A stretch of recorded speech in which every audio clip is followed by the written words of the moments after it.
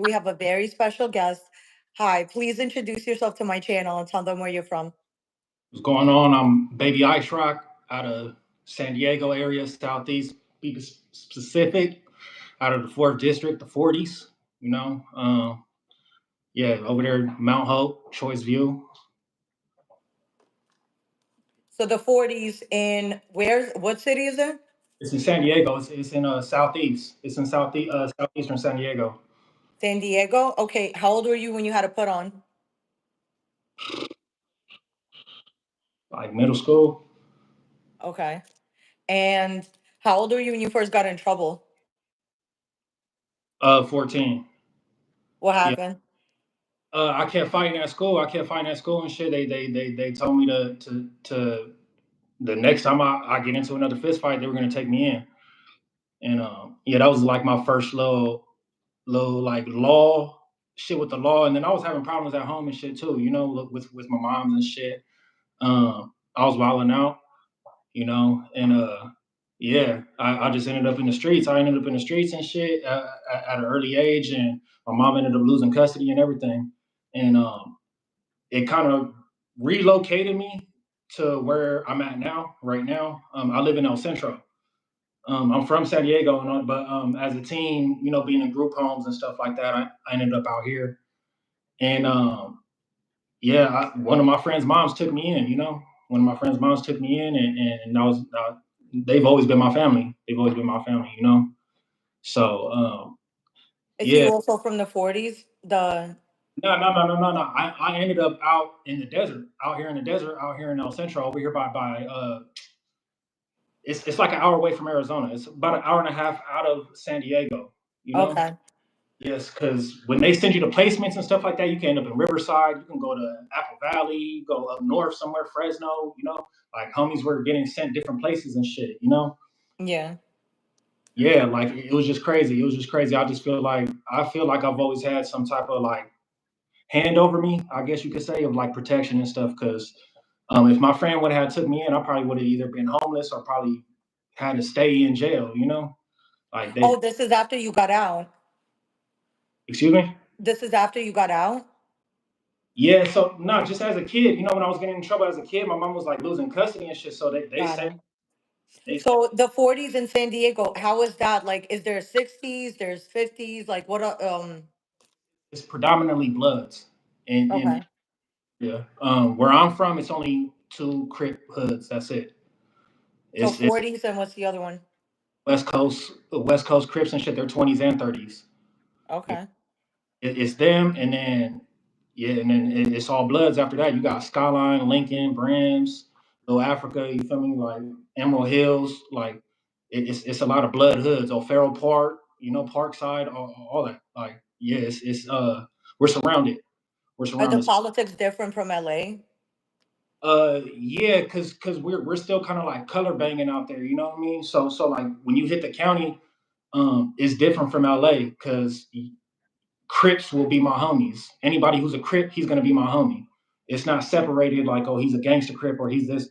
It's not none of that in San Diego. Like Crips kind of stick together and like just my journey as far as because I ended up getting into LA politics by going to prison.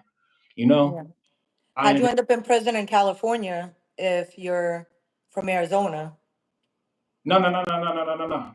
Where I stay, it's an hour away from Arizona. It's like the last city you'll hit before you hit Arizona. Oh, okay, got it. I've never been to Arizona or like an hour away. I've only been in LA, so I haven't like I'm still learning the map and shit. Okay, yeah. No, I was like back and forth, like from day Got it, because got it, got it.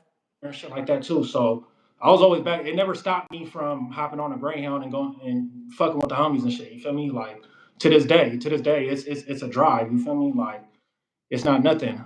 Would you be so you wouldn't even really be considered an out of town 40's because it's so close, right? Yeah, well, I grew up over there. I was, like a nigga got put onto the hood and then just basically, as time grew on, I live out here. I live out here. I got kids out here, all that, Yeah. Um, but as far as like my journey, seeing prison, what kind of made me stand out to everybody else was the fact that I'm from San Diego. I'm from San Diego 40's, and one thing that a lot of my homies do when they go to prison is we got cars and stuff like that. As far as like Crips and shit. The Bloods kind of stick together more, but the Crips we for sure separate. You got different cars. You got different cars, and mainly through my history where I'm from, we just push San Diego. Like the Crips from San Diego just push San Diego. And never really mingled with the LA Crips like that, the LA neighborhoods and stuff like. Because I'm from neighborhood Crip. So it's like I got a tie out there. Yeah. So going to prison and running into homies and shit like that. Just my vibe with them, like I was telling you earlier. I ran into Dodie Six in the pen when I was in Solano. You feel me? So like What was that like? he was a cool nigga. He was a cool nigga. Like at first I didn't even know who he was, and I was the first nigga to bang on him when he hit the yard. You feel me? Like no, like I was sitting on these like there's these yellow steps and shit right there in Solano on the 3 yard and shit. You've been there, over there on B yard. And I'm sitting on the yellow steps and shit, and you could see people coming. You could see who's coming in. And I see him walking. I see somebody with a paper suit on. So I'm like, all right, yeah, we got a new intake. So he come, I immediately bounce up. Niggas be bored. You feel me? Niggas be bored. So sometimes motherfuckers wait right there just to see if somebody new to come in. So, Just to pick on them. so he walking by, I immediately get on him. I'm like, what's up, bro? Where you from? And he tell me, he's like, I'm from 40's. And I just start laughing. And I was just like, okay, for sure, cut me too. He was like, for real? And then like, I don't know, it was crazy because later on, when he was able to come out, my homie T.O. was right there and shit, which was the one that he was doing videos with in prison. Like, Okay, yeah, he raps too now, I think. yeah. So T.O. never used to rap. That's what tripped me out. T.O. was never a rapper. He was never a rapper. That's like really my bro. Like for real, me and him like this. Shit, we done socked on shit together, all kind of stuff. And like Yeah. said, a lot of San Diego 40's won't run with LA. You feel me? Like I'm one of the few homies who started pioneering that shit because we started to push all sides and we're trying to, start to unite us. We see it on the streets, but I felt like in prison is where we got to solidify it and shit. You know what I mean? Because that's where it's gonna Yeah. be. Why did they not run with them though? It's just because I don't know. I don't know. Like San Diego got its own gangs. You get what I mean? So we don't beef with Hoovers and shit. We don't got Hoovers in San Diego and shit. You feel me? So I feel like some of my homies and shit going to the pen was probably fucking with some neighborhood niggas and shit and was just like, damn, cuz we gotta go with the Hoovers and shit. Like, nigga, what is that? Like we don't Yeah. Do y'all fuck with Hoovers or no? we beef with Bloods. It's just Bloods and Crips. That Okay. goes on in San Diego. As So far as what about in prison? Like if you see a Hoover, you wouldn't even bang on him because that's now, not. now I will. Now I will. You feel me? Because of what I'm on now. You know what I mean? And I started going to LA. I be in LA fucking with the homies and shit. I go out there. I'm locked in with them like fully. Like I was pushing with them the whole time I was in prison. You know? Yeah. Even when my own homies were on the yard from the same hood as me, everything, they were running San Diego. But I was still pushing neighborhood though. I'm like, man, I'm running with the LA niggas, you feel me? Um, Yeah. mainly because me and my big homie, we like the main pioneers for that. Lil Ice. I'm baby Ice Rock, but Lil Ice was the one that got me on that. So once we started pushing like that, I just started seeing more doors open, and I don't know, I got embraced. I never was like considered an outsider and shit. The homies was like 40's is 40's. You know what I mean? Like it is Yeah. what Dodie treated me like that. T.O. treated me like that. You know what I mean? Like them niggas didn't treat me no different from nobody. And then Yeah. like I don't know. It was just crazy. It was just crazy. And then like people in the yard, they wouldn't even be able to tell I was from San Diego. They used to always tell me that. Like, oh, What's like your best memory with Dodie? you said what? Best memory with Dodie. Best memory with him? Um, damn, cause he a jackass. He a jackass. He a jackass. He a cool nigga, man. But I have to say when I remember when he fought his celly, man. Yeah, he was in there punching on his celly and shit. I had to go over there and have a little talk with him and shit. Yeah, man. Like I don't know. I don't know, but he cool though. He cool. I just know that he the type of homie he'll give you a shirt off his back. You know, Yeah. fuck with you, he will. Like for real, for real. He a cool dude and shit. And since he been home, yeah, I done reached out to him and shit like that. I'm trying to do my music too, but at the same time though, I'm not one of them homies that's gonna try to come and seem like I got my hand out, you know? That's why I'm out here Yeah. doing my shows and shit like that. I'm trying to build my own shit up and then I'll link with him. You know what I mean? Like since he been Yeah. out about 2 weeks after me. And I'm seeing how he came home was like inspiring. You know, like damn, my nigga came home in a ghost. He throwing hundreds out the window, all kind of shit. You know, so I'm like, all right, cool. Like, like that's cool, you know. And I'm just seeing my homies boom right now. You feel me? 4 extras be going up and shit. Baby runner going up. Like we got homies that's booming right now in LA. You know 4 extras? No, I don't know him personally. I've never. Oh, I've just like he's from the same gang, and it's like, yeah, never. the 40s really do have like a lot of superstars coming out of there. There's X4, 4 extras, Dodie. X4, his big brother. I was in High Desert with his big brother with Baby Explosive because X4 that's for Tiny Explosive. So Okay, the big brother, and then the little brother is also locked up right now. So the big brother's name is what again? Baby Explosive. Baby Explosive. Mhm. Um, Wait, so you're all Baby Explosive, you, Dodie, it was like all at the same time, or this is a different? I ran into Baby Explosive in High Desert. Yeah, yeah, we Okay. and shit. You Wait, feel how long were you in High Desert? Because how long was your prison term, and then how long was High Desert? I did 7.5 years. Um, 7.5. yeah, and I did 4 years in High Desert. I got there 2020 and then parole 2024. Damn. Yeah, Wait, so you were there during COVID? man, that's the reason why I got sent there because of COVID. Look, I barely Oh, for a level 4. I barely qualified and shit. You know, I was in Solano and shit. I kept going to the hole. They got fucking tired of me and shit. So they tell me they're like, "Oh, we're gonna get you out of here. You're going to a 4 yard." I'm like, "All right, how many points?" You know, and for your points to hit level 4, it has to be 60 or more. I, 60. Wait, so how many points do I get for fighting, for instance? oh, that's 6 points added. Six? Yeah. Okay, so 60. Wait, so I get 10 fights? No, no. Okay, when they have a point system when you enter, you feel me? So Okay. So as soon as I enter, what's 1 point? Like, what do I have to do? Like, disobey the guard or something? not like everything. The point system, I never really fully studied it. You know what I mean? I would just know from the shit that I got. Um, and when you first enter in reception, they calculate your points. Like everything counts. Your write-ups in the county jail. If you're from a gang, if you've been to juvenile hall before, that's points. You know what I mean? Like yeah, Wait, so I gotta pay for my past mistakes now? I'm already in prison. The fuck you want from me? Blood? considered a career criminal. You know? Okay, I'm doing my time. God damn, like you're gonna give me points for being a gang member. I know I'm you know what I mean? That's crazy. Yeah, it was. I ain't gonna lie. So like my points calculated to level 3 at first. You know what I mean? So they sent me out of state. I got sent out of state. I went to Mississippi. I went to Arizona. You know, Ooh, like Mississippi, was that, how was that? hey, look, I got stories for that. So, um, California got so overpopulated that we had to start renting prisons facilities out of state because we were so overcrowded. So they Just let started. people go. No. Oh, I think that's what Gavin Newsom started doing and shit when he got in. Though I'm not gonna lie, he did.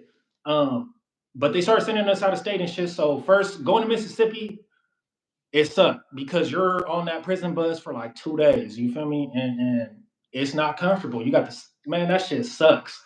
I'll never forget that. I'll never forget that because you're chained to somebody and it's like you guys got to take turns sleeping on each other's shoulder and shit because you can't. Damn. You're so uncomfortable. You know what I mean? You're like this?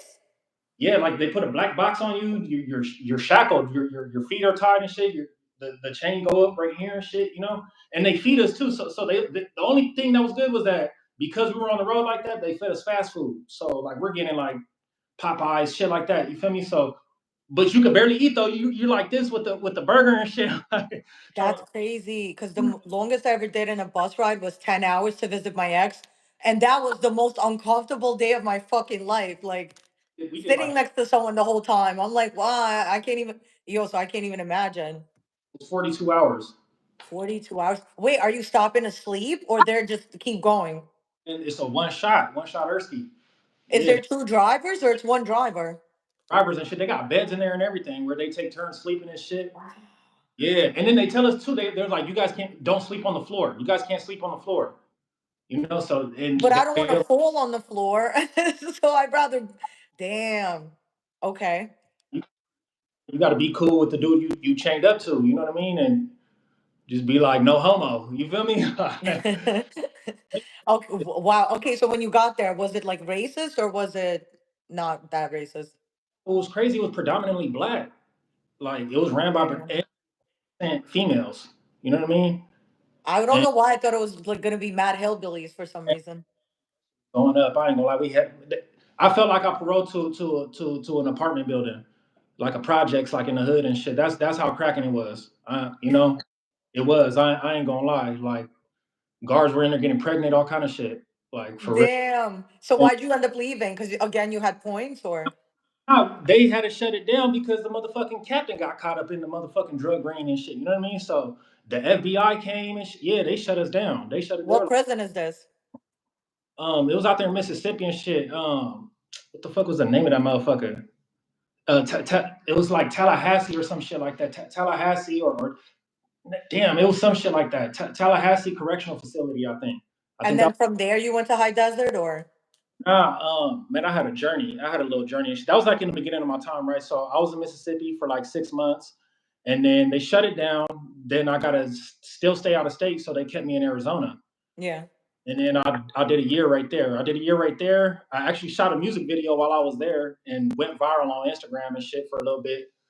And that's what kind of like motivated me to keep doing my music and shit. You know, when I seen my response from that, I was like, okay, when I get out, I'm gonna fuck with it. You know. yeah. Um, but we kept getting caught with phones and shit, and then they're expensive and all that shit too. You know, so my points ended up getting bumped up and shit, and then they shut down Arizona. They shut down Arizona, so like my points were a little bit higher, but I was still level 3. And then that's when I got sent to Solano. I get sent to Solano, and that's where I met Dodie at and shit, you know? Um, yeah, and then from Solano, I kept fucking up too. And then they sent me to, they specifically told me they put me up for Pelican Bay and High Desert. And I was like, Is that supposed to be like the worst? they are. They are. The I don't fuck? know. Yeah, Pelican Bay. Every time I see that shit, I'm like, I don't know. And that's the one prison I don't know anybody at there. So I'm like, oh, that shit got to be bad. No, what's crazy It's like a is level 5. No. your view about how like Mississippi, that's how High Desert was. It was racist as fuck right there. It was. No, I didn't. Because where is it near? It's in Susanville. The fuck is Susanville? It's like by Reno, Nevada. It's like I would in hate to be named Susan living there. Okay, wait. And then you were there for 4 fucking years? All right, so what was the worst part about High Desert? Because I hear a lot of like, I know there's no phones. no, not the worst part about it was the violence. It It was. was that the worst one out of everything? Oh, the worst. What's the worst violence that happened? Yeah. Um, I'll say when we got attacked. We got attacked by whites, and that one was bad. That one was bad. It was. We kind of got fucked over. You know, the Southsiders helped them too and shit. Jumped in. Um, yeah, we got fucked up. It was like right before I left too, and then we were going up for like 6 months straight. You know what I mean? Like damn near we stayed on lockdown that whole fucking time, you know, because every time they let us out, we like it was mandatory. It's like you got somebody coming to your door and being like, hey, it's still up. And then you're just waiting in your cell for months at a time. Like every single day, it's suspenseful because you never know when they're gonna crack that door, you know. And then some of them guards be on some bullshit too. You feel me? They might pop your door and let out like 3 Mexicans. You know what I mean? And like with me, I'm half. You know, I'm half and half. So like I don't know. I feel like a lot of the Mexicans fuck with me because of that. You know, I know Spanish. Yeah. You know, so um it was kind of being in prison and having to go through that, like having to like um being biracial and shit. It felt like damn, you know, like damn, my enemy is what half of what I am and shit, you know. And Yeah. all I grew up around, that's what I was raised by. I was raised by nothing but Mexicans, you know. Like I was raised in a Mexican household. Um, and yeah, it was, and it was an eye opener as well too. You know, I actually too when I was in Solano too, I actually ended up being cellies with Tookie Williams' son. Okay. What was that like? With little Tookie, that I would say was a pivotal moment for me because he fed me a lot of knowledge and opened my mind up as far as like on some gangbanging shit, you know, and showed me the definition of it. You know, I mean, his dad is one of the founders of the Crips. You know what I mean? So he was real militant. He was very quiet. and soft spoken. You know what I mean? He was like his voice was real soft spoken, but he was fucking dangerous. He was dangerous. He taught me a lot. He taught me a lot. You know, as far as how to survive in prison, what to do, and you know how to take knives away from people, snap limbs, and do all. He had me doing combat training every fucking day. Like when I was in the cell, and we work out every morning, and we do combat training for at least an hour. You know, Damn. What are some things he taught you, like how to survive, that you can't talk about? because when I hit the 4 yard, once I got to a level 4, um, it helped. It helped. It did because like he seen it too. He told me too. He said he told me he was like, "You're a knucklehead, bro. You're gonna end up hitting the level 4. I see it." So like he fucked with me heavy. You know, he fucked with me heavy. Gave me a lot of game. Told me how like our history basically. You feel me? And it was just it's better because some people start gang banging and shit just because you feel me, just because you grew up around there and shit get like this or like that, you know. So people will start just gang banging just like it's a fad or something shit because it's like some fashion type shit, you know. And it's deeper than that. It's deeper than that, you know. And to finally find the understanding behind what we were created for, it gave me purpose as far as my gang banging and shit, you know. So what It, is the purpose? to bring change to the community. You know, we are the protectors. We are, and we're supposed to conduct ourselves in that matter too. You know what I mean? Like, and if I feel like we've lost sense of that over the decades and shit, mainly because the '80s and shit like that. You know, they fucked it up by flooding us with drugs and shit, and having us war over money. Greed will be Yeah. apart. You know, and like it's just being logical, you know. And I don't know. I'll be seeing your comments and shit like that too, and I'm like, damn, like not even just yours, just the world. People bash people of poverty a lot and don't Yeah. understand what like how it was set up or anything like that, you know. And as far as like gang members and shit like that, like that's another thing too. You know about the whole Rico nigga. I was in High Desert with bro. Oh You feel yeah, so I did an interview with Rico from Hawthorne, and a lot of people have a problem with what he was saying. And that nigga friendly as fuck. That nigga nice. Cuz nice. On my mama, that nigga nice as fuck to the homies. You know what I mean? Like, if you on that, bro, like you not gonna shake hands with niggas, nothing. You gonna mean mug, all that. You feel me? Like, and nigga, I felt that energy. That's what made me start hating niggas from Hoover. You know what I mean? Because I'm from San Diego. You feel me? So if I say 40's to him and shit, niggas be like, and I got in fights like that. You know what I mean? Because you don't want to shake my hand. You know what I'm Yeah. saying? I ran into niggas that be on that be like, nigga, fuck all y'all niggas. You know what I mean? And that wasn't the energy he wasn't giving that off and shit, you know. And it's just like when people get online and be doing this, that, and the other, you know, it's just like, damn, bro, like, what the fuck? I don't even be doing that shit. And I think people just hate on anything. Like if you're poor, they're gonna say, "Ah, you fucking poor." They're poor too, though. If you got money, they're like, "Oh, who does this bitch selling pussy?" It's like they're always gonna find something. They could never be like, "Wow, like you're working. Congratulations. You know, you're doing your thing." It's always let me find something to hate because it'll make me feel better about my miserable ass fucking life. sure, for sure. That's exactly what goes on in the world and shit, you know. And like how you said, what I feel like gang members' responsibility is and shit. First, you got to study your history and understand why we were created in the first place. Let's go back before Tookie and shit like that. You know what I mean? Like there were gangs in Los Angeles and South Central that were from the 1940's that were specifically created to so that whites wouldn't. There were white gangs coming and terrorizing black communities and Hispanic community, all that shit. That's exactly why gangs. White gangs? You mean like KKK or? Not man. I read Nipsey Hussle's book, right? And that was an eye opener too. He talks about the history of that shit too. About in the 1940's, they were called like the coon busters or some shit like that, and they had fucking uh, the leather jackets with a black man hanging from a noose embroidered on their jacket, and they used to ride around on their Harleys and shit and ride into the black neighborhoods and terrorize us. You know what I mean?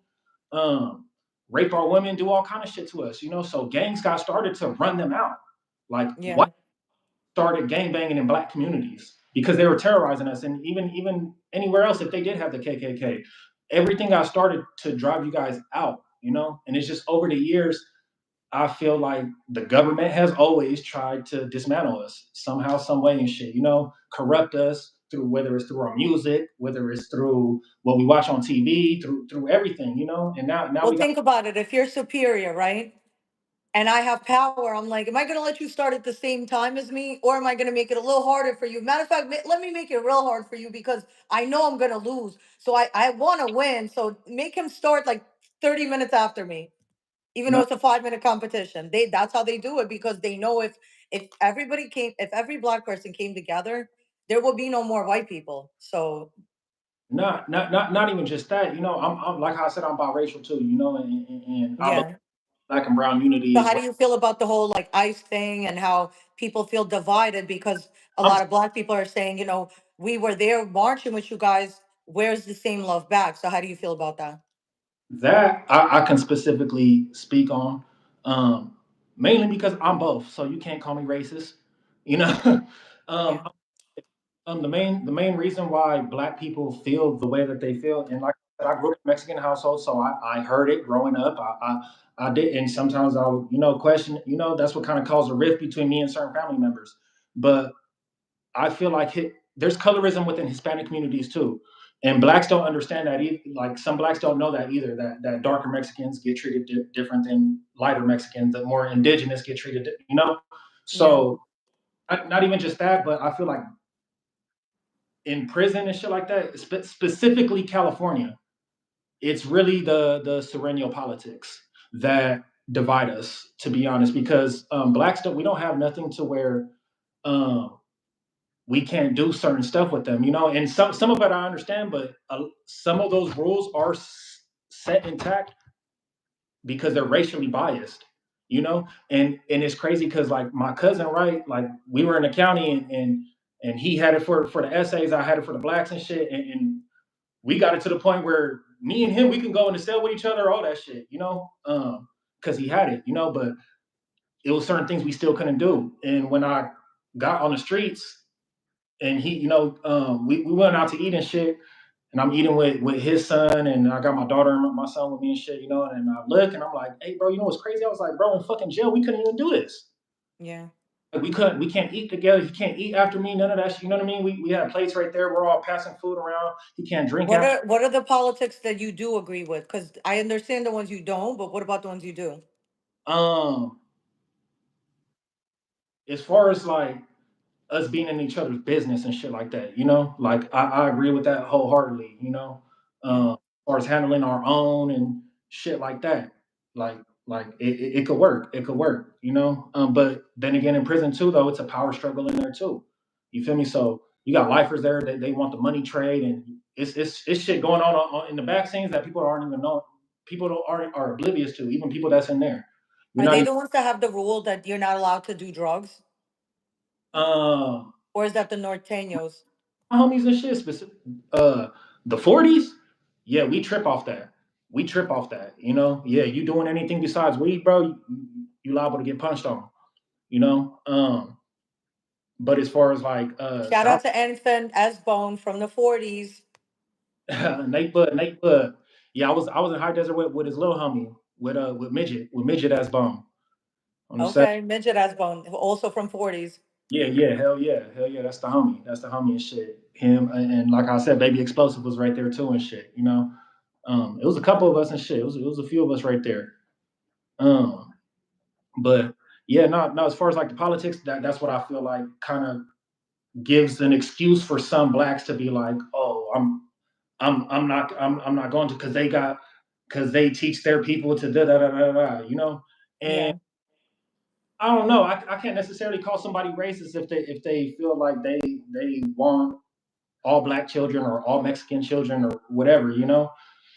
It's just a way that you say it. That's it.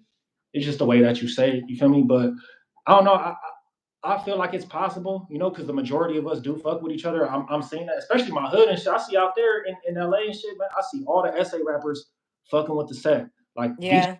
DJ Flip got it. He's doing some things over there. I ain't gonna lie. DJ Flip, I have to come fuck with him pretty soon and shit. I already told him and shit, man. Let me get my little money up and shit. You feel me? I'll pull up on you.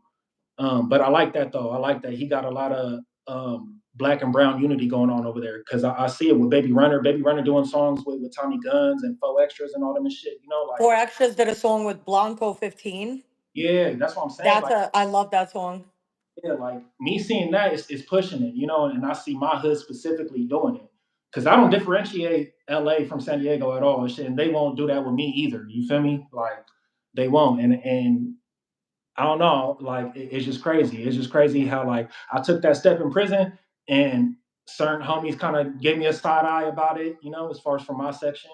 Um, you know, and I don't know, it paid off. I feel like it paid off because now I'm home and I see it. It's cracking. It's cracking. The homies is cracking right now. You What's know, the one thing about prison you don't miss?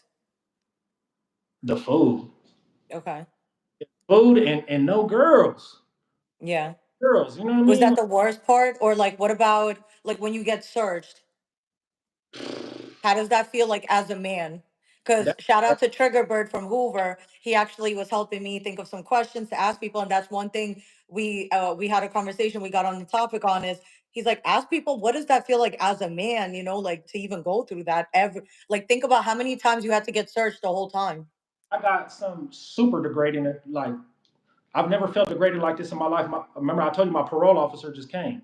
Yeah, He had to switch back to me, right? Because they switched me this week. Like this happened on Monday, right? So they switched my parole officers and shit, right? And I see the name and shit. I see the last name.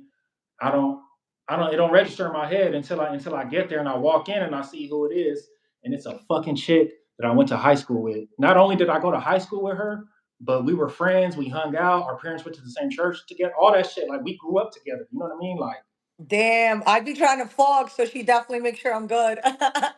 no, hell no, hell no. To be All honest, right. like I feel like shit started happening because I never gave you a shot. You know what I mean? Like that's how I seen So give her a shot now. she was. Man, she was doing the most. She was doing I would have been like, yo, I've always had a crush on you. I was too scared to tell you. Meanwhile, I'm lying. all that. She was being like bitter. She was being. Oh, you think she was like purposely hating on you? Probably, yeah. No, she basically was like talking shit about my life. Oh, so what have you been doing all these years? Like this is what? Oh, you woo, woo. Like Oh, she tried to like have one up on you. Meanwhile, she's still mad and still single. she's also related to my baby mama. You know what I mean? Oh, wait, are you still with your baby moms? Nah, hell no. Oh, so I mean, that would have been even worse. Wait, she related to her. So it's like, what do you care, bro? There's other dick out there. I don't know, but what was degrading for me was having a pee in a cup in front of her for her. You know what I mean? Like, Oh, because she never seen you like you naked before. You never did nothing with this girl, right? huh? Also, this way it's like she got to see your shit without even having to take you to dinner. Full like, hell yeah, I'm like, damn, bro, like, I'm like, fuck. And I'm looking, Damn. she's just right there and shit. I'm just like, it felt You feel degrading. like that was more degrading than having to like bend over and cough in front of like a guard? Ain't nothing more degrading than that. Ain't nothing more degrading than that. Like we Then even pissing in a cup in front of a bitch that wanted to fuck you 20 years ago? that shit was crazy. That shit was crazy. You know how life I works. wouldn't be too mad if I had to piss in front of my ex. Well, not my ex, the guy that wanted me but could never have me. I'll piss in his fucking mouth. Not you went to high school with, but somebody who was in your friend circle. You know what I mean? Yeah, So, I would piss in front of them. That's not degrading. I feel like me bending over in front, like, okay, when you bend over in front of a guard, is it always a female or? oh no no no no no. See, that's the thing in prison. They don't allow them to strip. Females aren't allowed to strip search us. Oh shit. Okay, but okay, has there ever been a time where somebody coughed and something actually came out of their booty? Man. Hey, look, the homie, I ain't gonna put him out there, man. But and look, the homie told me a story how he ended up getting blurred, right? We seen him in the hole. So I'm like, bro, how you get in the hole? Yeah. I got caught with the pack. He got caught with it coming back from visit. So I'm like, all right, like, so what happened? You feel me? I'm like, you hooped it? He like, yeah. He's like, bro, I guess when I fucking bent over and coughed and shit, it popped out like a turtle head. You know? I always I always wondered like what is the coughing supposed to do? Is it supposed to like loosen you up or something? They were like, oh yeah, they seen it. They seen it. They were like, yeah, it's over. Is there anybody that knows how to cough and still keep shit in? Like I don't know. there I don't has know. to be a way. It's that's not really something you really talk about. You know what I mean? Like the most you do is when you go hoop something and shit.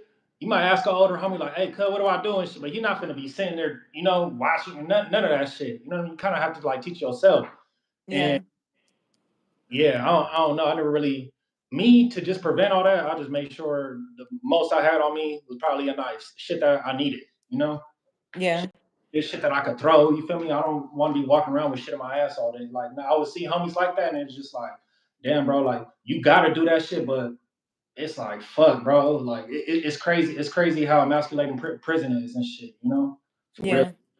really is. Like they try to break Why you do in you feel like it's emasculating? Because they kind of take away pretty much everything. Like that, and then they, you know, they deprive you of sex too. You know what I mean? Like shit like that. Like that's they give you conjugals, and at least now you don't have to be married, thank God. But um, I don't like that they take away conjugals if you have a phone. Because how am I supposed to get this bitch to come without a phone? Like, yeah. Well, now the fucking calls are free now. yeah, but you have to call every 15 minutes. Like, if you're trying to have a 2 hour sexy conversation with someone, they gotta keep calling. So it's like, No, for real though. and Now then every time you're about to argue, it's like you are being recorded. It's like I fucking know. you're right because you can't say certain shit on there, all that. You know, so Yo, I'd be wanting to ask certain questions, then I'm like, oh, I'm gonna ask later. And then I'm like, wait, don't say on your phone.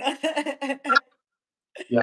I'll be peeping. You know what's crazy though? I gotta give you your flowers and shit, and just appreciation as well too for even not even giving me like an interview or shit like that, but just fucking with the convicts and shit. You know what I mean? Like Thank you. it shows a lot and shit. You know, as far as like character, and I noticed too, like in your comments, a lot of people are trying to like um kind of bash you a little bit over it. You know, certain people. It's not the majority, but you know, you see those negative comments here and there, and it's just like damn, like yeah, don't think like that because it shows you character on our end. You know, and anybody else who's gonna view you different because of it, it just shows the ignorance of how they view life and shit. You know, um, Yeah, I'm not worried about the comments because people used to comment nasty shit to me when I started comedy, and they just didn't see the vision yet. It's like they're gonna feel stupid later on when they see what's going on, but like sometimes you gotta let people miss out and feel stupid because I don't really give a fuck. Like if they see it or not, but I feel like what am I gonna do? Keep posting like ass shaking and like, skits. It's like I want to use my channel for good. Like I want to do something with it more than that. So people don't see it, they will later on. It's fine. I don't give that's just never gonna make me stop doing what I'm doing. It could be a million people telling me, oh, I don't like this, go back to doing skits. But it's like, bro, if I could even change one life or like even one person would watch the content and be like, yeah, let me not do something and change their life, I'm already doing something good. So I'm gonna keep doing what I feel like doing. These are people who literally have no life, and they just haven't found their what they need to do yet. So it's like mhm. you're gonna realize that a lot of people that talk shit is just people who are lost. Because anyone who's not lost, like I don't even have time to comment fuck shit on people because I have a reason to be here. So fuck them. But No, yeah, I hear you though. I like the direction is taken. You know, thank um, you. that's another thing too. I noticed since I came home. See, that's the thing in high desert we didn't have phones. You know, Yeah. to be honest, that's when I swear to God, I did not log into my no social media until I got out from because I didn't even see a phone in high desert the whole time I was there. There I know there's like one or two phones in there. I know Four Leaf definitely had a phone. out there. They said it's 10,000. I'm like, no, 10,000. 10 racks. It's 10. Razi told me it was, yeah, he did tell me it was like six, 10. God. I'm not gonna lie. With me, the way I Man, probably would have paid it and then felt stupid later. it's horrible. You know, they changed the game, giving us the tablets. You know, I was like the best thing going that we got to get.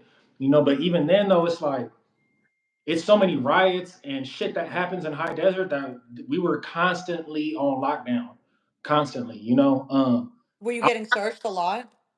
yeah, hell yeah, because they do the cell searches, all that shit. Anytime it's a lockdown, they got to do cell searches. You know, and And then then you when they come in, do they like do it nicely, or do they do it where they throw all your shit around?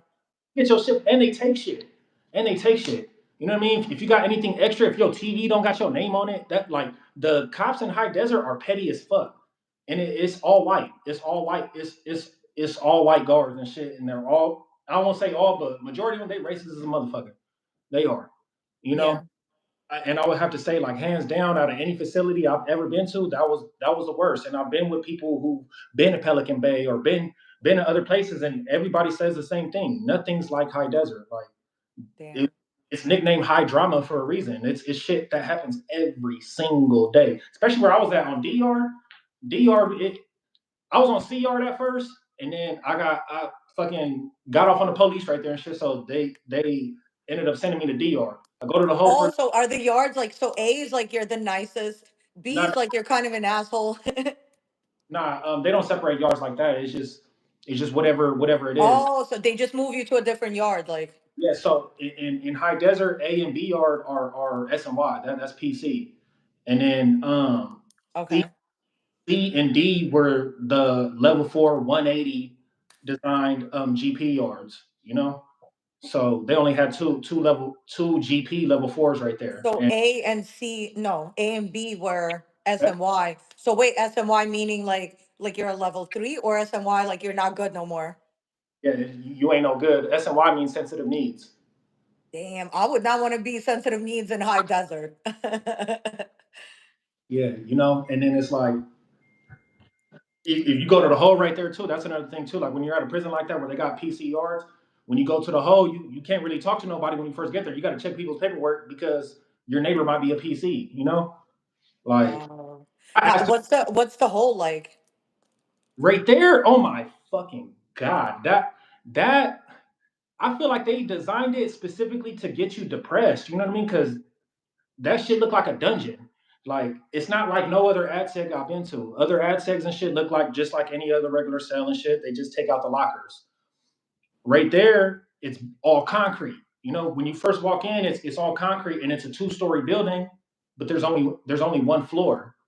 And it's different sections and shit. And I've seen why they made it like that because they made it 2-story because what they do is they put your window is like a little slot like this, go straight down this narrow. I'm pretty sure you've seen the windows before.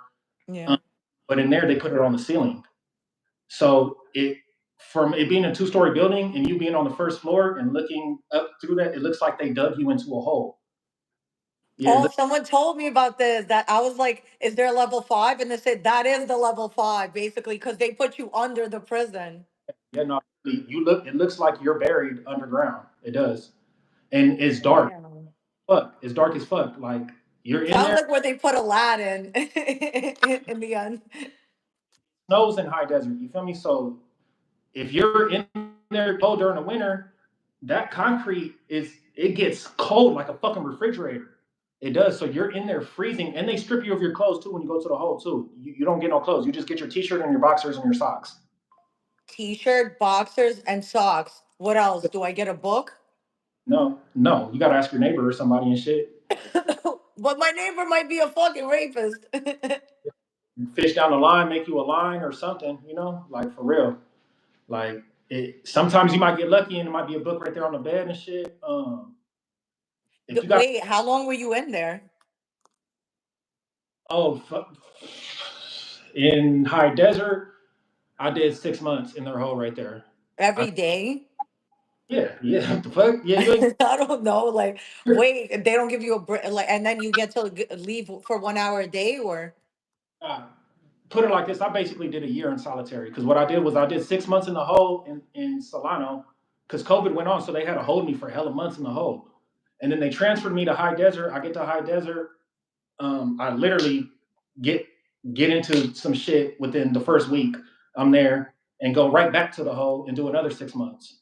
You know, so yeah, it's nonstop. It's nonstop. It's literally 24-hour lockdown.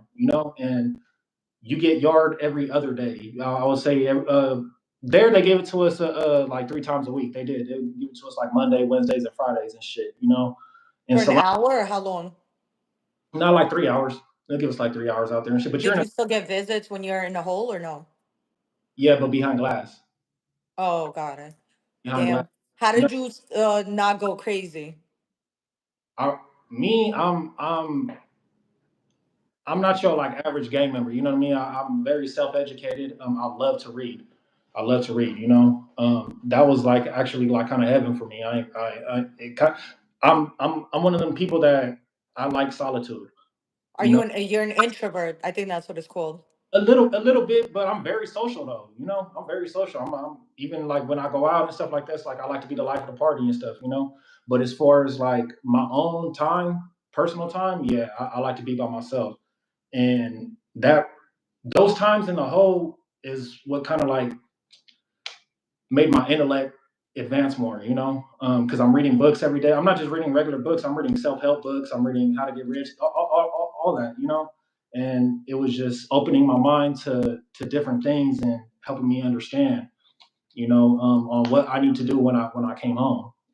And no matter how slow it might seem, my journey since I've been out, it's been crazy. You know, I got out July 31st of last year and shit, and it just since I came home, it's like things, small things have just been happening for me. You know, like just live. It's little right now, but I just see it.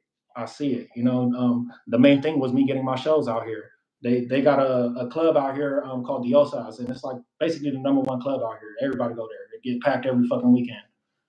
And everybody was telling me I couldn't do it when I came home. I kept telling everybody, "Watch, I'm gonna start performing there. I'm gonna start performing there." And everybody kept telling me like, "I already asked. They said no hip hop." And one day I see they booked MBJ. You know, I don't know if you know who that is and shit. He got a song with Blueface, Which but song? Wait, I think somebody was telling me about him. Tres no cuatro, she a tato. You know, you never heard that shit. Yeah. Okay. Okay, he came out here and shit, right? So when I seen that they booked him, I messaged the owner. You feel me? Because I'm in there every weekend. So I'm like, "Hey, you guys got any local artists opening?" He was like, "Oh, I didn't even think about that, bro. Hey, yeah, come on, bro. You could do like two songs." I'm like, "Oh shit." So I do that, and then it kind of like sparked all the other local artists and shit to like hit me up, like, "Hey, how'd you do that?" And then basically my partner now, you know, he basically because he throws shows too and shit. He does everybody's music videos out here, and wanted to talk to him. And then the owner invited me to meet him there too at the meeting, and basically presented the idea where out here I could throw local artist shows out here once a month, just from here as long as I want, you know. So every Yeah. month throwing shows. You got to start doing that more. You see how you took a chance and you DM'd him. What's the worst he could say? Is like, no, I don't. You know what I mean? But you see, like, I think you got to move like that with everything you do. Even like how you said earlier, you feel weird kind of reaching out to Dodie right now. Why not reach out to him? What's the worst that could happen? He don't see your DM or he don't answer. But he, you said yourself, I don't think he would not answer. I feel like he would understand. Like, he replies to me if I message him right now. Cousin reply to me. so You feel for do song now. Ask him to do a song ASAP. Like, mm-hmm. don't hold yourself back. Nah, for sure. Nah, I've always believed in that and reaching for the stars. You know, I'm very big on manifestation and you are what you think and all that. You know, What's some good books you could recommend to us? how to hustle and win, part one and two. By who? Supreme Knowledge. His name's Supreme Knowledge. He's a 5%er. How to Hustle and Win. Yeah, how to hustle and win. That's that he on that. It's like it's crazy, crazy. He's all over the place on that book, but it's a good book. It's a good book though. Think and Grow Rich, Rich Dad Poor Dad. You know, those were all real good books that I read. Um, Think If Like a Man. That was another one. You know, I like to take notes. I also read Rick Ross's new book too. Damn, what the hell is the name of it? I got it around here. Hustle, something hustle, I think. Yeah, it was. That was a good book. That was a good book. Yeah. You ever read 50 Cent's books? No, but I've read the Robert Greens though, the 48 Laws of Power. I've Read read, the 50th Law. That shit is amazing. oh, everybody's been And the telling me. 50 Cent book where I forgot what it's called, but it's like his book. It's not with Robert Greene. That book is amazing where he talks about like after getting shot, how he like was working out and how he wasn't scared to run around his neighborhood because he felt like if he didn't, then he was already dead. So I Yeah, would try that book also. okay, okay. You ever thought about writing a book? I actually did start writing when I was in there. I did. I got two of them I'm working on. I've kind of pressed pause since I've been out. I don't know. Um, Why? I don't know because I've really been trying to get my music off. You know, like it's even. I live in a desolate area. You know, So so nothing's stopping you. I live in Miami where every 5 minutes someone's inviting me somewhere and I can't even go because I'm right, trying to do this. It's like sometimes I feel like I'm in prison because I don't leave my house. You know what I mean? But you real. could do it like take 1 hour out of the day to just write. Because if you're reading books, you probably could write an amazing book and you could be an author. Why not? I have so many friends who are in prison that write books from prison, you could do it like 1 hour a day. Music, also 1 hour a day. Like there's 24 hours. 2 hours are just, towards something you love. You could do it.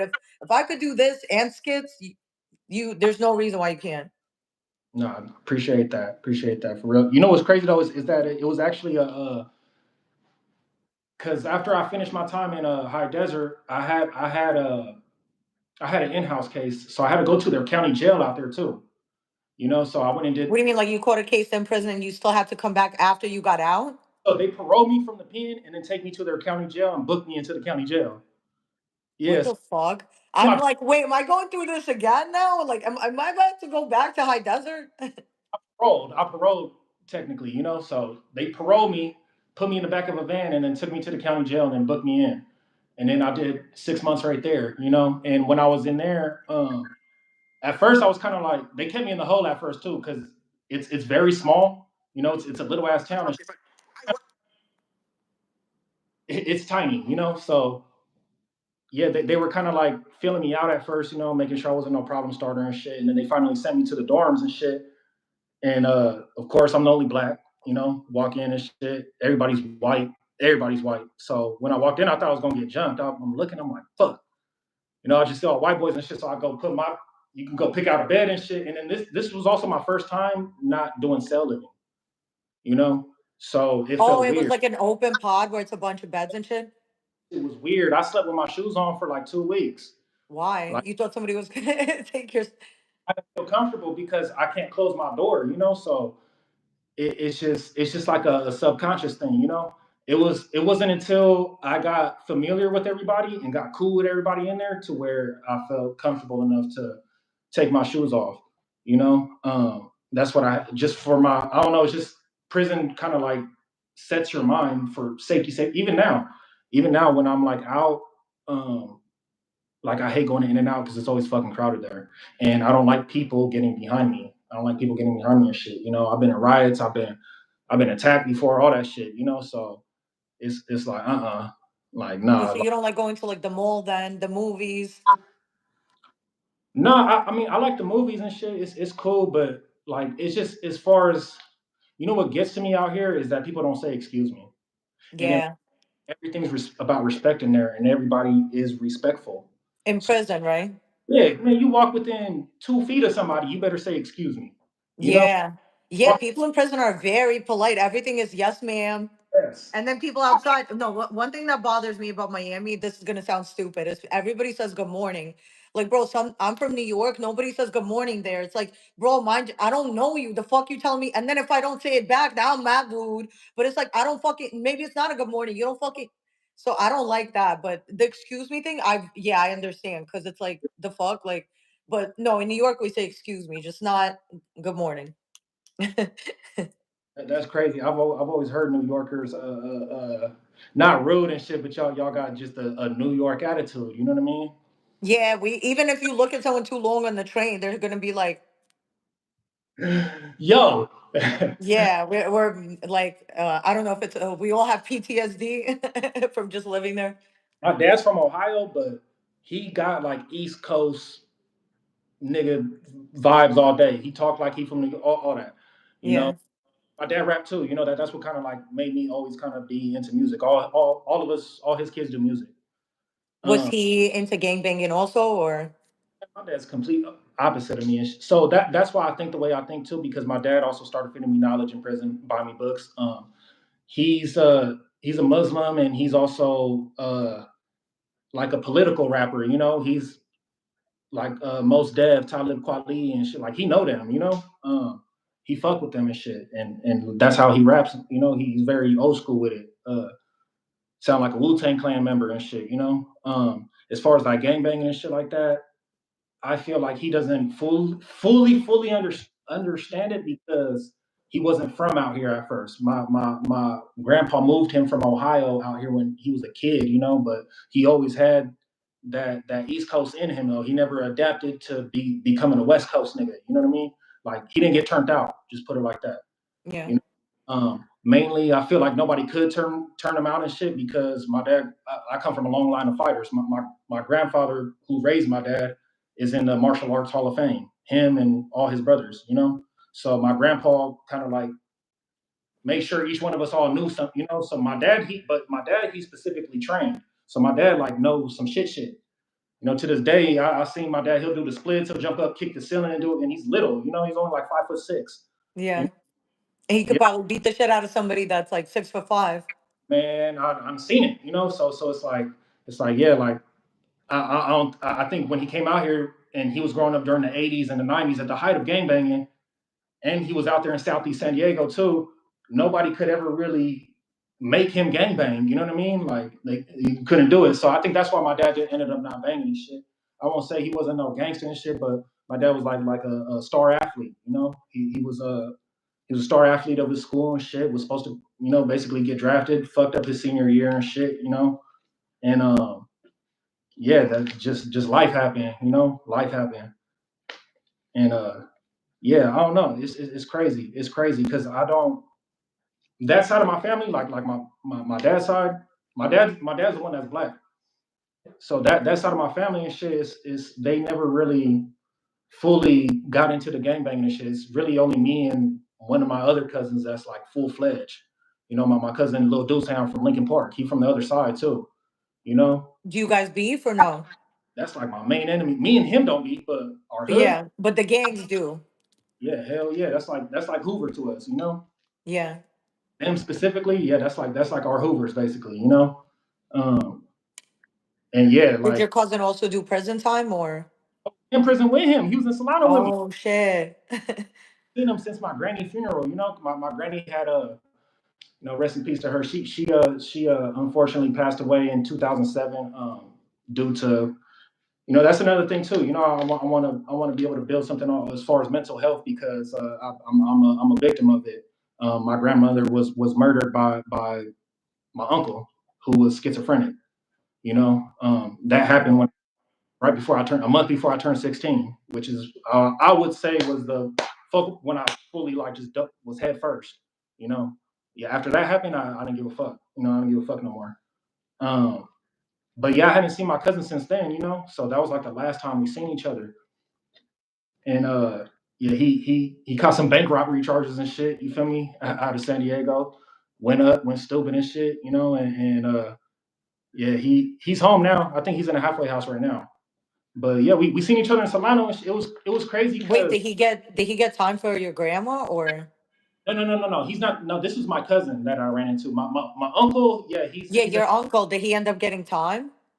he's in a facility. We actually had a fight for him to be in a facility because the way the system's built, they want to put any black man in the prison system. No, y'all not understanding. My uncle's really like he needs medicine, bro. He did this because he's sick, not because Yeah. intentionally. So that Was was he sick to where did you guys think about getting him help at the time or nobody thought it was going to get to that? we tried to. We tried to. That's the thing. That's the thing, man. He attacked my granny like twice before he killed her. He attacked my grandpa too. So it How? Like, was he fighting them or? like out the blue, like because nobody would take him in. So he's the baby out of my grandparents' kids. So they always took care of him and shit. And he was only 11 years older than me. So this was an uncle I was like real close to. And I remember when he switched, when he hit it is exactly when they say it switches, when he hit his 20s. Once he hit his 20s, they say that's when schizophrenia, that's when you'll see the symptoms of it, you know? And that's what happened to him. I started seeing that he wasn't like normal no more.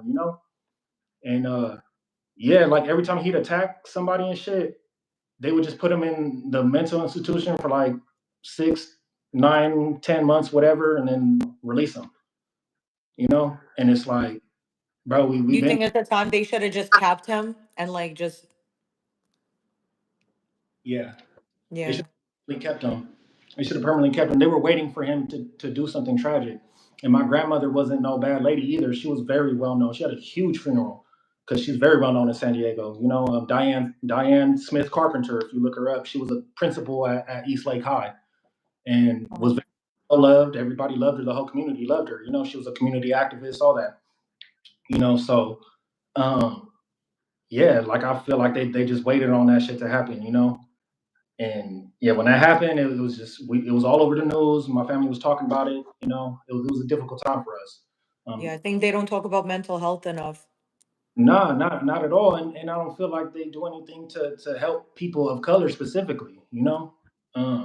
If we're crazy and stuff like that, you know, like I don't know, get him medication or whatever. Like he would stop taking his meds. That's exactly what would happen. That's when he would have his episodes, you know? And yeah, like that's just how I feel, why I feel like God's gonna end up blessing me, because my intentions, if I ever ran into some wealth, wouldn't be for my own personal greedy gains. It'd be to help people who's been in my situations, or people who've been through anything I've ever been through. You know, I've been Mm. home, all that shit. You know, there's a whole lot of stuff I feel like I could relate to. You know, um, and it's just I see how the world is. I see how the world is, and I remember the things my grandma was pushing for in the community. Um, the things my dad talks to me about. You know, I started reconnecting with him in prison. He wasn't around growing up, but when I hit the pen, no, he was there. He was there. You know, he locked in with me and made sure that my mind was gonna be right when I came home. And I ain't gonna lie, since I've been home, man, life been kicking my motherfucking ass. I ain't gonna lie, it has. But at the same time, those been blessings, and I have to just thank God every day that I'm free. You know, that's like the main thing. Like even with me getting this house, this was like a blessing, like it landed in my lap. Yeah, congratulations. That's a big deal. Some people never get their own house, let Yeah, alone a year after prison. and I'm working. You know, I got me a job and all that too. You know, You so could have just had found some fat bitch and lived with her, but I'm just saying, congratulations. No. I did find somebody though. That's another thing too. My wife, well, she's working right now. She's I met her in prison. I met her in prison. You know, and she What, helped. like she was a guard or she was also a prisoner somewhere else? I had a phone. I had a phone when I was in Arizona, right? So I ended up getting on POF. I don't know if you heard of POF, the dating site. Plenty of fish. Yeah, yeah. All right. So, My homegirl used to every single day she wanted to go out to eat, she would just find somebody on and it was like the worst dating site. because it's strictly for booty calls. It got But the so is Tinder, but it's almost like Plenty of Fish had like just the lowest, like the fucking it's ratchet. It is. If you say you were on POF and shit, you ratchet. You know what I mean? yeah. You ratchet as fuck. But no, a lot of people were using this. Was like the most popular shit at the time. Yeah. Like, all right. So this was in 2018, right? So we meet on POF. We start talking, and then I send her a visiting form. Like a month after we're talking, she starts coming, and she held me down 6 out of the 7 that I was down. Like Damn. got out. Yeah, she rocked with me all the way till I got out. You know. Did And been, you? Oh wait, so you could only do visits? Can you do conjugals or no? nah, I got a domestics on my record and shit. If you got domestic violence on your record and shit, you're banned for life. Damn. Is it because of like the two guys who ended the life of the women that were visiting them? Is like is that because is it because they're thinking? Man, I heard about the okay. They did give the lifers back their conjugals, but I don't think that they're gonna end up punishing people. But Yeah. mainly it is because of that though, because people got killed. So like I think that's like the main thing that they put on the criteria is yeah, no domestic violence and shit. They don't even want to chance it, you know. Um, but at the same time, though, I had a release date, and you know she was there. That's why I married her. You know, I married her Did you because guys get married in the prison or when you got out? I married in High Desert like a year before I That's got. how long was it for her to drive to you? Oh, she had a fly. She's from Phoenix. She's from Phoenix and shit. So she had a fly from Phoenix. So what was the journey? It's like how many hours is she flying, then driving, then is it hotel? Like what was that like? I would say at least like 18 hours or some shit like that. You know, if she were to drive, because I think she had to drive back. I think she had to drive back and shit. Or, you know, no matter of fact, they did drive. They did. Her mom and her sister came for for the wedding and shit. They came for that, and then she brought her daughter, and yeah, it was crazy. It was crazy even just me getting her. You know, um, we just started talking. She started visiting, and then we locked it in. You know, we locked it in. Wait, you met over POF while you were in prison? Yeah, that's what I'm trying to tell you. Wait, why are you on POF in prison? Like, you can't give no ass. I'm trying to knock me a bitch. You feel me? Like That's that's true. I'm trying to crack. That's lit. Wait, did you tell her right away, or did you lie for a little bit and say like I live in a gated community? I never hid that from nobody and shit. You know what's crazy though is in prison when I had a cell phone. It's crazy because a lot of females be turned on to that shit. You know, so you get your Turned little on to what, like a man in prison? yeah, like you got prison groupies, like real prison groupies and shit. You know, like put it like this, like they won't talk to me unless I'm in the pen. You know, they're That's gonna funny. they'll only talk to you if you're in prison and shit. And I don't know, you could just tell. You I'm could just saying, but that's so, but that could be any woman. Are you talking about a specific group of women? The women that like will yeah. literally go from you to like another prisoner, or like let's say I meet a guy in prison. Nah, I want you. They get categorized in a certain way because they're not only just talking to you and shit. You feel me? You could be on the yard and they're talking to two Okay, other. so if I'm talking to a guy in prison and then I'm also talking to a guy on the outside, am I a groupie still? You're all in the same yard and we're all fucking showing pictures of her to each other, all that shit. You know, like oh she sent you that too, bro. You know that's our entertainment. You feel me? So that was the most we could do and shit. And like when I got on POF, I wasn't even looking in Phoenix. Like one of my partners from Frisco and shit hit me up, and he was like, "Hey, bro, why don't you look for something out here, bro? Get you some visits." So I'm like, "All right," and I just ended up switching my zip code to that shit, and yeah, my shit started flooding. My shit started flooding. I don't know what it was about Wait, Arizona. were your photos of you like doing jail poses and shit in the I suit? got pizza, everything, the hot and ready and shit. You know what I mean? I Oh, had 1,000%, because they're probably like, yo, he got a phone. Like that's probably to a lot of women that's shocking that you guys have phones. a lot. I got that a lot. I did. I did. You know, so I'll see that shit and I'll be like, damn, yeah, it was a trip. It was a trip and shit, you know. And then on top of that too, you're also reconnecting with people I was fucking with out here, you know. And when I went in, my baby mom had left me because this wasn't my first time in prison. It was my second term, you know. So my first baby mama, she rocked my first prison term, which was like 2 years. I paroled from Corcoran and got out. I was only out for a year, and then I caught that case, you know. And she was like, "Yeah, I can't do it," you know. So we moved on. You know, basically we split our ways. She got with somebody else, and then I was looking for somebody else. You know, Yeah. I didn't have nobody. I didn't have nobody and shit to hold me down or do nothing. You know, I had to learn how to make liquor, all that shit, just to keep myself fed and shit. You know, How much? So what with liquor? How much can you sell a cup for? $50. Damn. Wait, is that cup gonna get me drunk or tipsy? Yeah, fuck that. It's moonshine. It's moonshine. Oh, so even like a little bit will get me fucked up. Taking shots, all that. Yeah, you can So take a what shot. are people doing? Wait, are you? Can I buy a shot or just a cup? Nah, we selling cups. We ain't nah, hell no. Nah. Like So how long is it? What if? Okay, so what if I want to drink half the cup? Nah, I'm like, what am I about to ask? we'll still have a cup and shit. You know, people be wanting to get their money and shit, but liquor's high demand though. You know, it's just you taking the risk. It's you taking the risk of the police smelling it, hitting yourself. Because first you got to cook the pruno.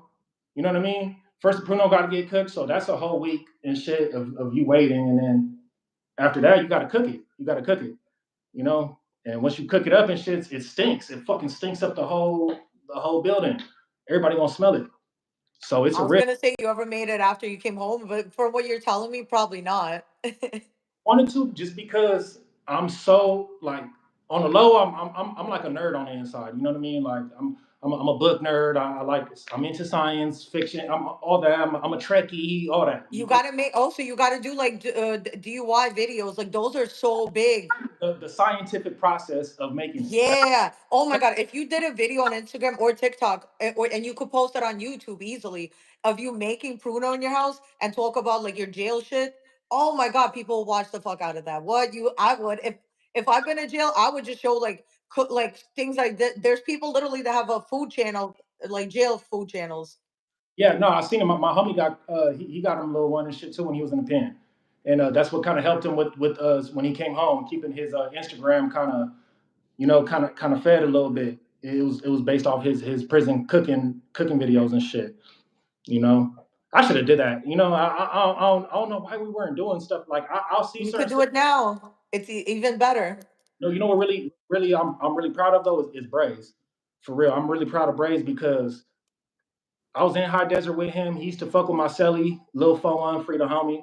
You know, he used to go with him and chill with him. They knew each other from Pelican Bay, so he used to always be at my door and shit like that too. You know, um, and just what he's done with that who's shit, like it's like he set the tone. He set the tone Yeah. for prison niggas to be able to get a platform, you know, and it's amazing to see that. I like that. I like What that. was he like to be around? Um, he quiet. He kind of like that nigga a gangster. You feel me? So he be kind of to himself. He be to himself and shit. And plus, he had to stay on his p's and q's in there and shit, because he already knew what was gonna happen. Like it was only like 12 Hoovers right there. You feel me? So you got to compare that to like 50, 60 Bloods and shit on the yard. Probably more than that. And yeah, they had to wait for their moment. They had to wait for their moment and shit. So what happened in that situation? Because everybody has a different story. No, the one that you heard from Rico, even though I'm talking shit and all that, he was right there. He was 100% right there. He Okay. was, and everything he said was facts. It was. As far as on that, that's facts. Everything he said was 100% accurate. I Everything else, think he said it was 5 people or 8 people. it was like five. It was like five niggas. Five. And then he said that because I confirmed that there was no paperwork of him getting helicoptered out, so that never happened. Fuck no, he didn't get. He did not get choppered out.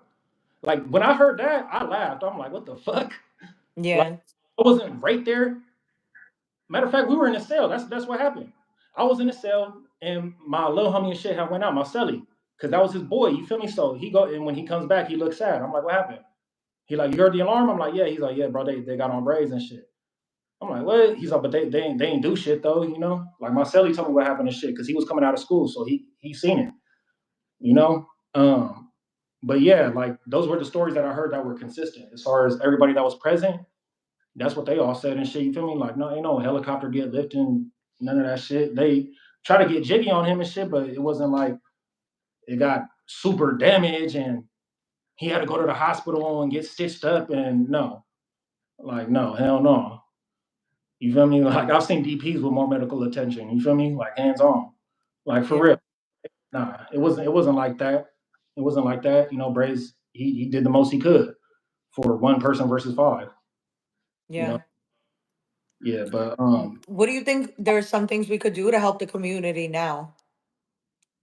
as far as Like maybe teaching kids, like maybe an after school program, or teaching kids how to, like, about taxes, teaching kids about trades instead of joining gangs, like things like that. yeah, I would say trades and stuff like that, and it's really up to us to start uh, conducting our own. We're gonna have to. We're gonna just basically what you seen Nipsey Hussle trying to do and shit. What he started to do. It's like we got to follow that blueprint. And that's the thing I loved about Nipsey so much was that he literally embodied and painted the picture for the world to see the neighborhood crip lifestyle. You feel me? Like everything about it was just like, oh yeah, that's us. That's us, bro. Like that his whole persona was, yeah, it was just like, okay, like he's shedding light on us. And it was just seeing that's the blueprint I try to follow. Just we on the ninth, my big homie just had some shit. Lil Ice just threw some shit out there in San Diego, had a little event for the kids, gave them free haircuts. Oh If you yeah, I seen that. if you rap, you could raffle for free studio time. We were giving out. Black Sam donated too. Shout out Black Sam and shit. He donated some marathon clothing to us. Um, he donated a bike that ain't even out. The marathon bike. That shit dope. It's like a mountain bike and shit, like a mountain BMX bike, like a racing bike. Yeah. Or it's not even out yet. And the little girl who won it and shit, we were all telling her like, girl, you better save that shit for like 10 years, and then try to sell it. It's gonna be worth some money. She got something exclusive. We gave away a TV, all that. And just seeing my big homie put some shit like that together, it just sets the tone, and I got to set that same example for the next person after me, and so on and so forth. Uh, as far as people thinking that our music is promoting violence and shit like that, you could say that, but at the same time, though, we just really just talking about our living conditions. Just like how NWA would always say and shit like you guys can be offended, but we're really just talking about the reality of what's going on our day-to-day lives. It's hard. I've seen it. I've seen it firsthand. I've seen it firsthand. My foster moms and shit that I ended up having to live with and shit like that. I've seen her struggle tremendously. And the reason why I ended up learning everything I know and shit. I mean, shit, she's so dope. You feel me? You so dope and shit, and that's how she taught us. That's all she taught us. You feel me? And seeing that, like, damn, like you ain't got no other choice but to do that, to provide for us kids, put a roof over our head and shit. She wasn't no gang member or nothing like that. She was just a regular lady, you know, but got into the game and shit because she felt like she didn't have no other choice and shit. She seen an opportunity to make some money and shit and ran with it. And it kept us fed. We struggled though. We still struggled and shit, but I've seen it. I've been through real poverty, like really been through it. For real. Not had water for probably over a year. You feel me? Like really been through poverty and shit. So when I see those type of living conditions and now that I don't live like that no more and I see my life got better and other people that I grew up with, I've seen the paths that they took and what it went down and all that, and I've seen the outcomes of it. It's made me sit back and really look at things, and motherfuckers getting on here. Like the nigga, man, I'm gonna get on him again. The nigga Rico, you feel me? Like, bro, you getting on here, bro, trying to diss the homies and doing all that. You feel me? Like, bro, you promoting violence, bro. That's promoting violence. You get what I mean? Not me rapping about it and shit. You feel me? But that type of shit, it's like, bro, you went to the pen, cuz, and didn't grow, bro. You did not elevate at all, bro, to get home and still be on that. You feel me? Like like on some real ass shit. Like you should. I'm trying to preach peace. You feel me? But if you want it, you can come get it. That's my mentality. Yo, Rico's viral. I've never done an interview where everybody had something to say. Like, Yeah, like, bro, everybody know you, nigga. Everybody know you, bro. You feel me? Like you was a quiet nigga, bro. You was a quiet nigga. You feel me? Like, so basically, if I do another interview with you, what should I ask him? Where did a switch come? It's like, when did you start disliking neighborhoods? no, not even just that. Why with what's going on in the world right now? Why are you trying to promote division amongst your own people? You know what I mean? Like that's exactly what that's doing. You feel me? Like if you really a joint from your hood and shit, you really a nigga from your section. Your obligation to your hood, bro, is to be the one to be the spokesperson, to be able to mediate and do this and do that. Like that's our job once we reach that level. You feel me? Like yeah, nigga, be on that NK shit and all that shit during your teen years and shit like that. Cause gangbanging really some teenager shit, to be honest. You feel me? And then we still become grown ass men still acting like this. You know, a lot of us made it. A lot of us made it. As far as being alive still. I got homies that's in the grave right now. I'm talking about as a teen. As a teen, niggas didn't even make it to 18. You Yeah. feel me? I don't know. Seeing that type of shit, I don't. Not just because it's towards my homies and shit. If I seen one of my homies getting on an interview or whatever and just being on that type of timing and shit is just like, come on, bro. Like you could have utilized that platform, bro, for something better, but that was an opportunity. And instead you utilized it, bro, to try to basically ostracize my community, nigga. You feel me? Like on some real ass shit. Like we ain't like that. You feel me? Like, come on, bro, stop. Y'all niggas gotta team up in LA, bro. 40's on some real ass shit. They all gotta team up. Sue whooping, moving and grooving. They all gotta team up in the county because there's so many. Not even just because there's so many of us. We be running through shit.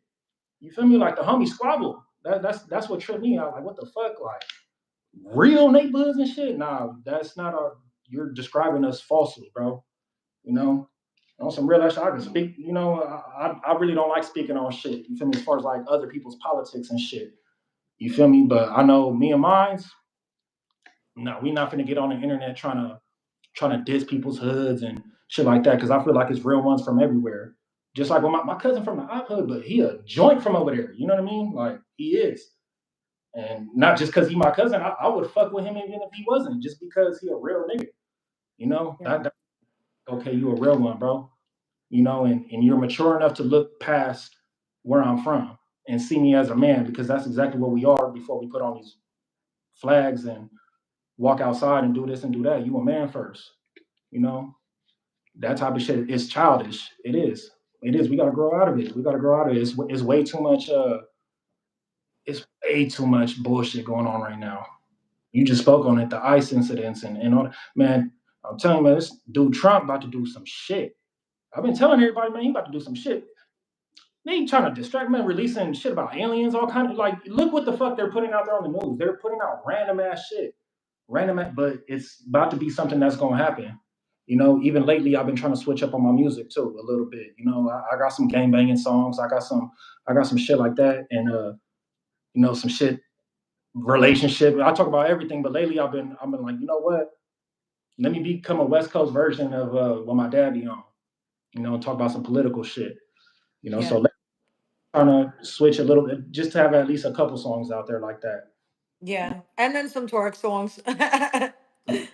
So Yeah, real. I'm all about positivity and shit though, for real, and just really uniting, because it's too many of us that's down and living in poverty and shit. Like it's too hard out there. It's too hard out there. The only way we can succeed is if we come together. It it has to. It has to work. It has to work. It just has to. And I feel like it's that time. I don't know if you feel it in the air, but I do. I feel like we're tired of it. You know, I mean, according to my calendar, the world's supposed to end in like a week. So I don't that but shit. I do think that we've been separated for a very long time, and I'm just glad that I wasn't born back then because shit was way worse. It's like compared to now, but it's still Yeah. bad. So shit. No, even my grandfather telling me stories and shit like that. I ask him about stories about from the South. And, well, he grew up in Ohio and shit, but still, it's close enough. And just hearing those stories as a kid, and all, not even just that, he told me things back then that I hear now being released, like the shit with Martin Luther King. My Yeah. grandfather told me when I was 12 years old that the FBI killed him. He was like, I the thought government. everybody knew that. Yeah, like he Kind was of like, like how everybody knows that Princess Diana got killed by the prince. yeah, Like, yeah.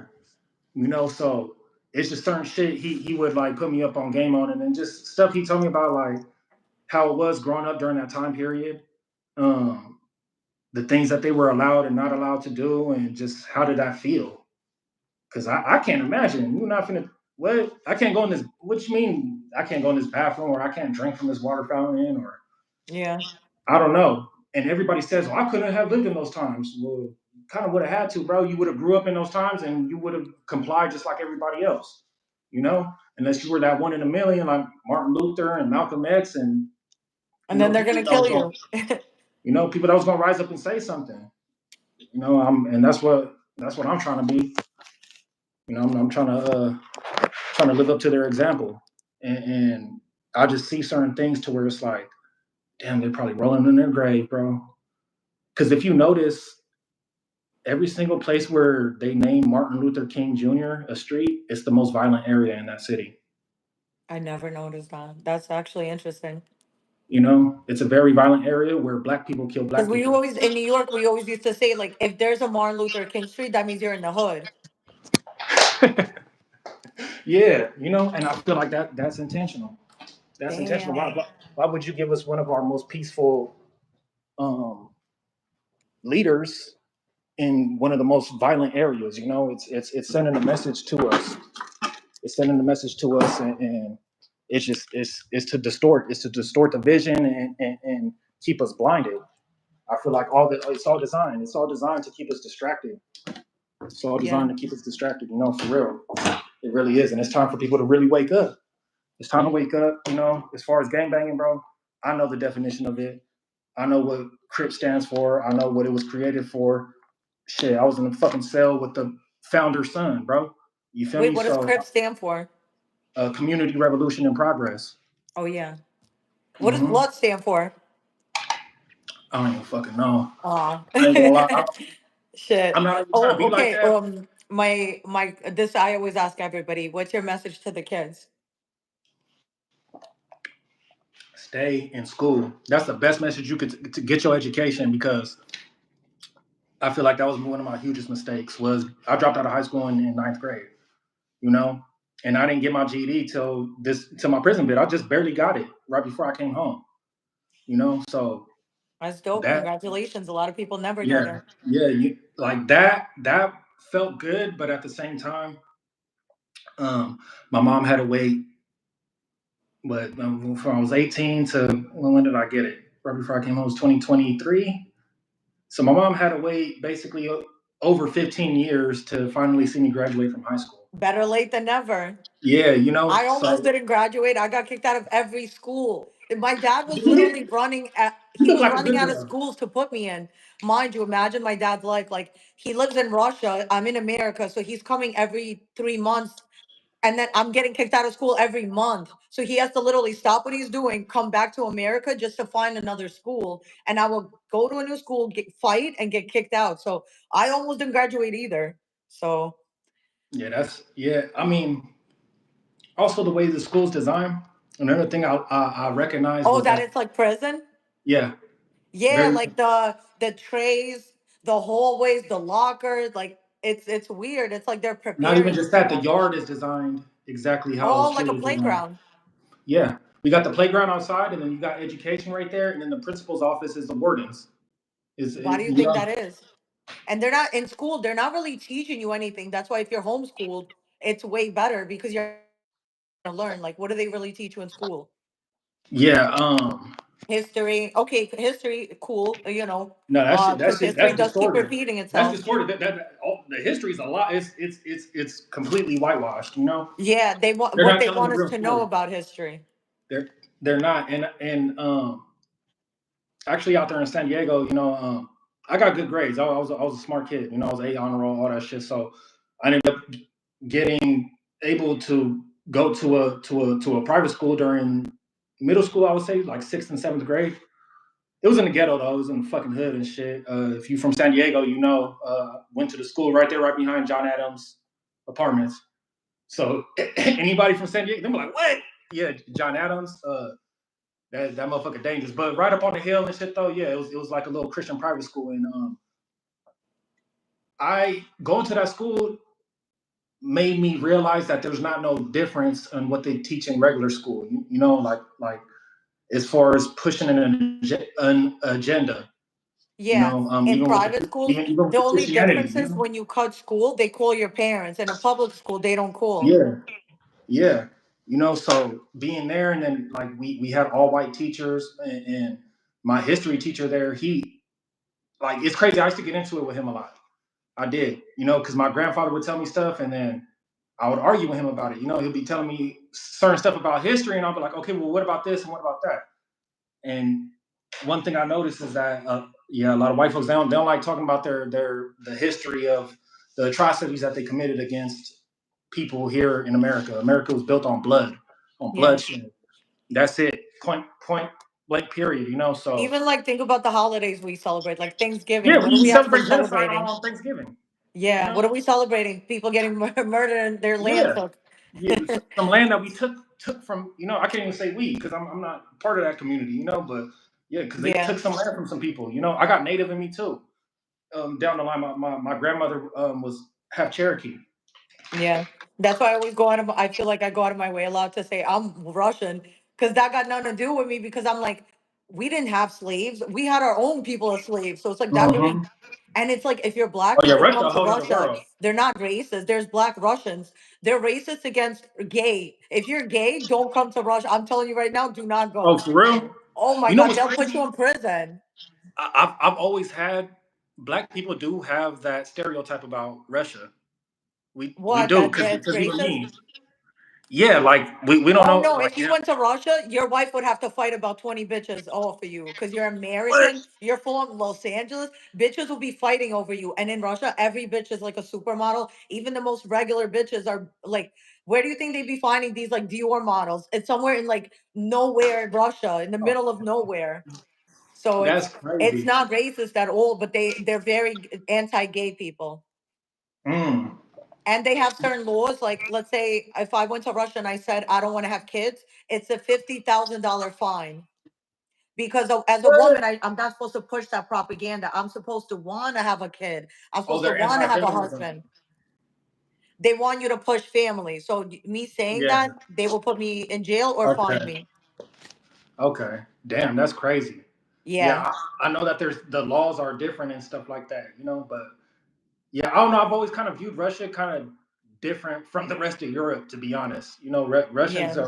they're a little bit different. I've never really been around.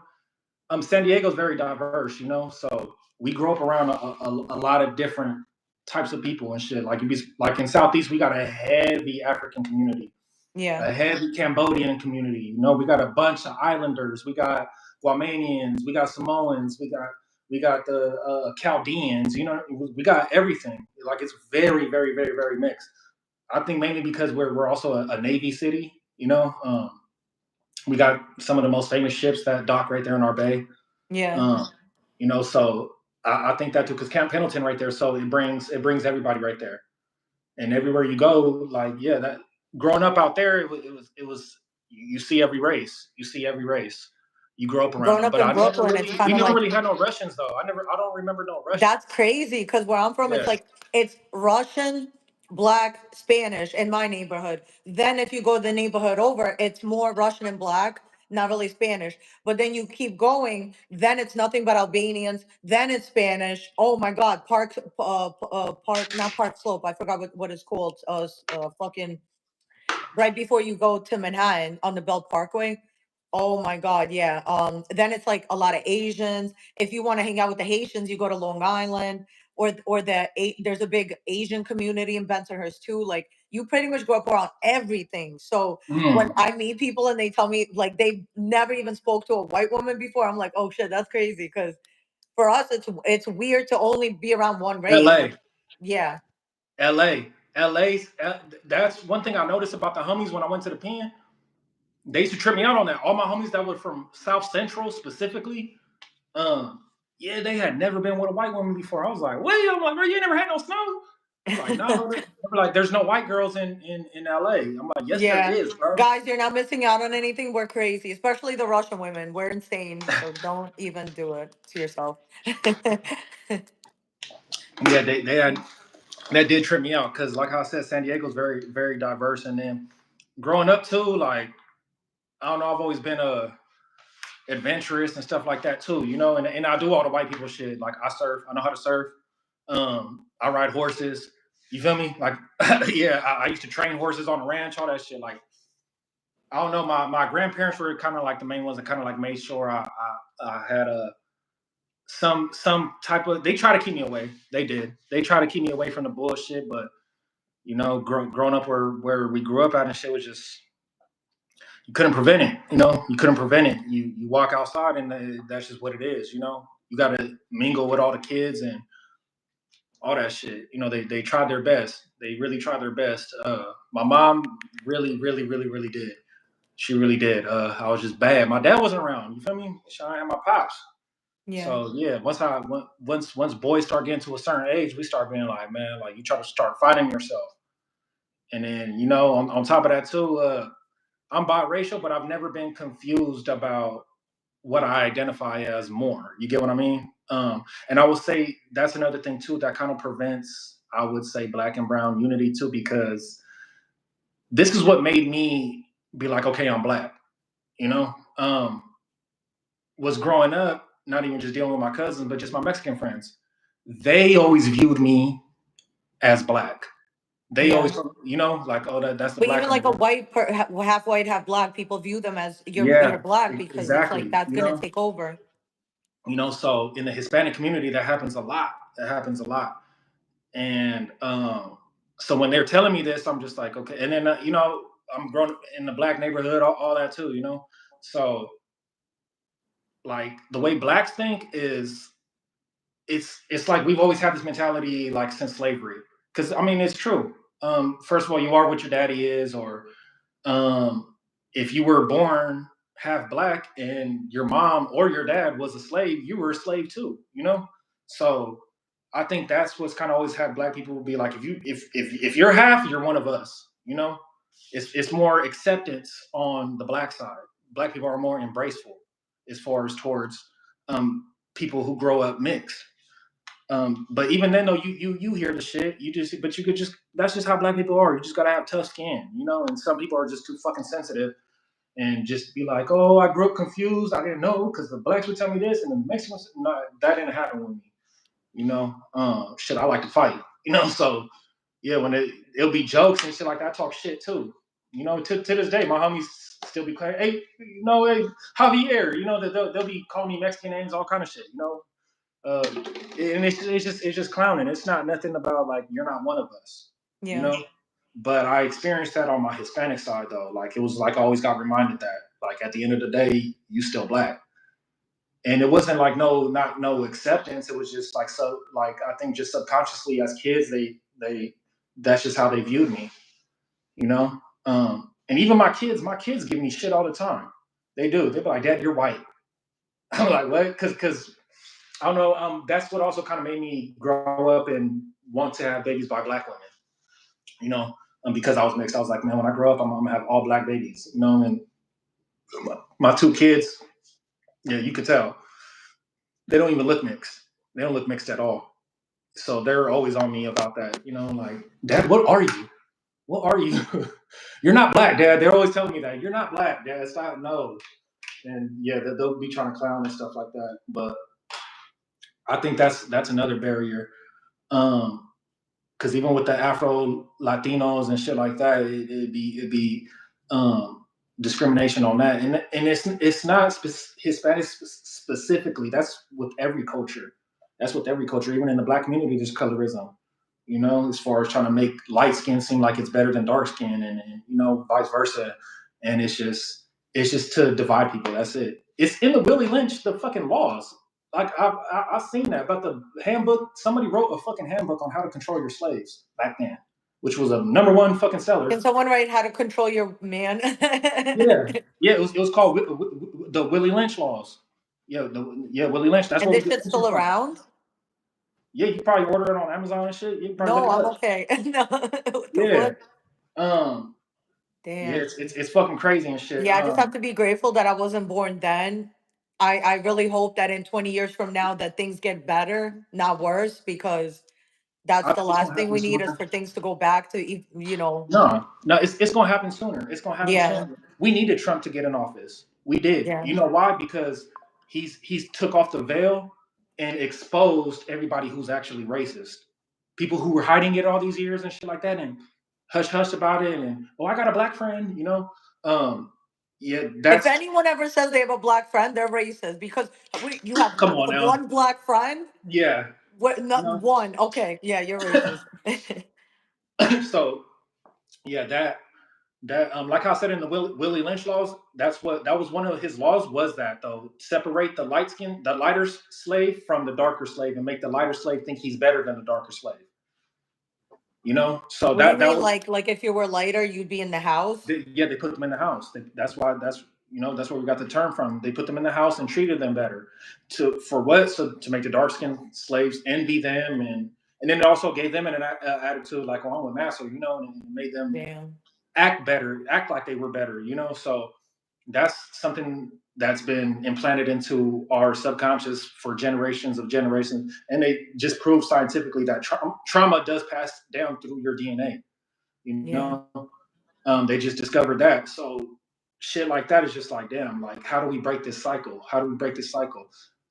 One of my main things I would have to say, black people need to stop telling each other not to get therapy. You know, Oh, 1,000%. yeah. Everyone needs therapy. Yeah, get therapy. Get therapy. And Talk to women her, need to even if you feel start like it don't help. like let your man be emotional because if a Mm-hmm. man tries to be emotional with you and you call him a bitch, then Mm-hmm. it's like, bro, women have are a big issue, with that. So No, definitely. definitely, if you care about your man, push him to get therapy. It'll help both of you. And a lot of women need therapy too. It's not even just men. It's like women are, it's, hurt people. So it's like, it'll be traumatized people like using you to kind of like take their anger out on. And it's like they're traumatizing you and mm-hmm. it's like, yeah, therapy. But I'm sorry, you were talking. Yeah, no, you're fine. Yeah, no, that's what I truly feel though. You know, we need to start basically repairing um from the inside out. From the inside out, you know. As far as the oh well we can't worry about Mexicans problems or we can't bro, their problems are our problems, bro. You know what Yeah, I mean? because it's right now it's the Mexicans, but next it's gonna be Haitians. Then it's gonna be Jamaicans. It's like I feel like it's gonna be little by little Asians. Then it's Not even just that, I feel like they're trying to eliminate as much of the people of color's communities down to a certain. They're trying to minimize it so that when they finally do decide to do something drastic, like declare martial law and shit like that, it's gonna be easier for them to manage us. You know, I even said that in one of my songs, a song I'm working on. I'm be dropping this soon, but I made a remix to the All Eyes on Me. You know, and that was one. Yeah. That was what I said. Well, why you think they're taking all the Hispanics? When it crack off, it won't be that hard to manage. Like, and it's real shit. Like that's why they're focusing on that. They're the reason why is because Hispanics know how to stick together. You see it in prison. You see it in prison. They stick together. Like Yeah. it's crazy because blacks are literally the only ones that are divided in the pen. But blacks and Hispanics though were the majority though of the population of Is prison there though. any way to fix that? Hmm, I don't know. I don't know. I think all I can do is just do my part, and hopefully it sparks like how Tupac said. I just want to spark the mind that changes. You know that Would you change. be open to that if tomorrow every gang just met up and said, we're no longer beefing with each other? That will take something great to happen. I feel. Um, Like it unfortunately, would take like a huge, but why? It's like we always have to take a huge loss for some change to happen. unfortunately, I feel like it would have to be a severe tragedy What to would we do? Have to lose Snoop Dogg or something? not. No, not Snoop. Shit. You know, because look, even when Nip died and shit, everybody was saying, I was in the pen for that. That shit fucked us all up. But Yeah. mainly from neighborhood though, that's what tripped me out. Like all of us, we all went outside of ourselves. We watched the funeral, everything. Like all of us did. You know, we were all sad. That shit really hurt. That shit hurt because like, especially being from neighborhood and shit like that. 9 times out of 10, you probably knew Nip. You know, because he was a homie. He was Yeah. a and he was heavily involved. Like it wasn't hard to go pull up to the 60s and say what's up to him. You know, like he was touchable and very involved and shit like that. And it's sad that his death had to take place for people to see his vision because he wasn't as famous until his death. You get what I mean? Like once his Yeah. death, that's what skyrocketed his. Like that's when everybody knew who the hell Nipsey Hussle was. You know, and that's what I noticed. Like people from other states would know. Like how I said, I'll be on POF, but I'll be talking to people from other states and shit, and like some of the females will be like, "Oh, you're from neighborhood." I'm like, "What the fuck? How do you like? Is you from Portland? You know what I mean? Like, how do you know about that shit?" And they're like, "Oh, Nipsey Hussle, Nipsey Hussle." So like it shed light on his vision, and they're continuing to try. I see his brother been trying and shit like that. Unfortunately, we lost the messenger, but all Yeah. we can do is try to come back from that. And I said it back then too. I said it's fucked up that he passed, but now the torch is getting passed to us, and I've seen it since I've been home. I've seen the 40s kind of took the torch for the neighborhood card and shit. Like as far as like on Yeah. and just being on social media and shit like that, we really have. And it's not just one of us; it's multiple of us and shit, all doing shit. And like I just feel like that's what it takes. Like all of us should be doing something, you know. It can't just be one homie just cracking one. We all be Nipsey Hustles of the hood and shit, you know, and just get to make as many of us together as we can. And when we can come together and shit, put out ideas, whatever we can do. Um, Pretty soon, I'm gonna try to go talk to the mayor where I stay at and shit, and try to see if they could try to get me into like a school or some shit like that too, because I do want to start talking to the kids. Yeah. For real. Definitely.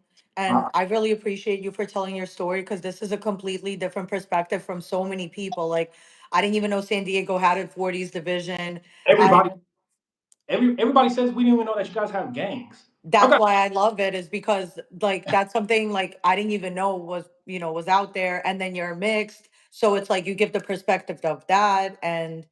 and I would love to even, interview you and your wife about like being in a Definitely relationship, being in prison, like, and what that was like. stories. Yeah, we've had our ups and downs even since I've been home.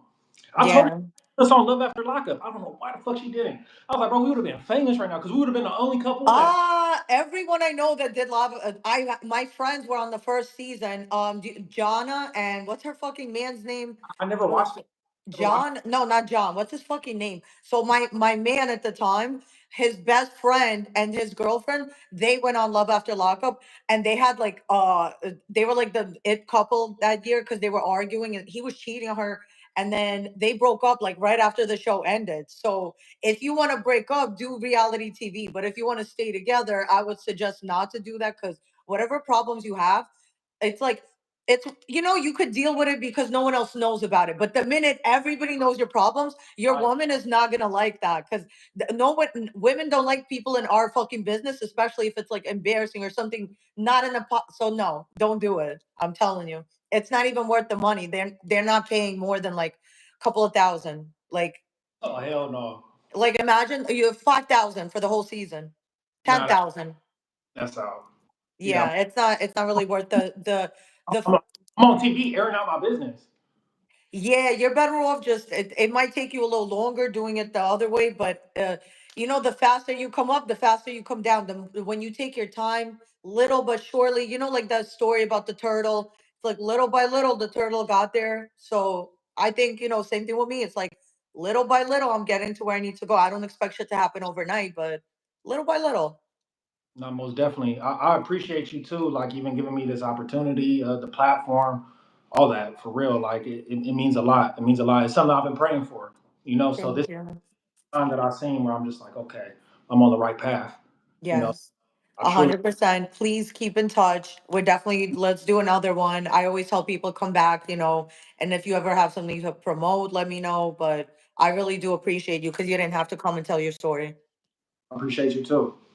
And it was so nice meeting you. So everybody comment, like, subscribe, and Yes, definitely watch this shit twice in case you missed something the first time, because this is really a great interview. So thank you, thank you, thank you again. thank you. Any last words you want to say? Um, man, just we got to come together, man. We got to come together. Got to stop pushing the hate, promote this peace, man. All that internet dissing, got to stop. For real. Thanks. Thank you again. Live and direct. Bye. All right. 40's. Bye.